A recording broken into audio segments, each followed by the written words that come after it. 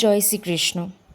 দেখো, এই যে অ্যালোভেরা গাছটা কতটা বড় হয়েছে, পুরো আমার একটা আঙুল পেতে দিলে যতটা চওড়া হয় ঠিক ততটা মোটা এই অ্যালোভেরাটা। একটা টবের মধ্যে হয়েছে। এতটা হেলদি গাছটা এইখানের টবে প্রচুর আছে, বাট এতটা হেলদি হয়নি বা মোটা হয়নি। তো এত প্রচুর অ্যালোভেরা গাছে ভর্তি। এখানে কিছু ফুল গাছ আছে, বেগুনি বেগুনি ফুল, হয়তো ফুলগুলো ফোটা ছিল না বলে আমি দেখাইনি। এখানে আছে শশা গাছ, অনেক শশা হারভেস্টিং হয়ে গেছে, ছোট ছোট বেরিয়েছে আরও। পাট শাক গাছ আছে। আর এইটা হচ্ছে একটা ফুল গাছ। আমি ফুল গাছটার নাম জানি না, কিন্তু এটা ডাল থেকে হয়, বুনু বলছিল।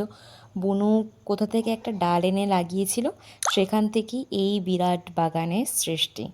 আর বাদ বাকি যে গাছগুলো দেখছো সেগুলো সব আমার বড় মামা লাগিয়েছে। বড় মামাই এই ছাদে গাছ লাগায়, নিচে তো আরও গাছ আছে, তো সেটা আর ভিডিও করা হয়নি। শশা গাছ অনেক কটাই ছিল, তো সব কটা দেখায়নি। এখানে কিছু ফুল গাছ আছে। এইটা আমার হচ্ছে আমার মাসির ছেলে, দেবদীপ ওর নাম, আমার ভাই।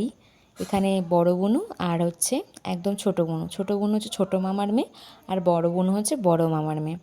এখানেও একটা শশা গাছ ছিল, এই সাইডেও একটা ছিল। গাঁদা ফুল গাছ এখন তো ফুল হয় না এই সিজনে, শীতের সময়ের গাছ ওটা। আর এইটা হচ্ছে ঝিঙে গাছ, দেখো কি ছোট ছোট ঝিঙে হয়েছে।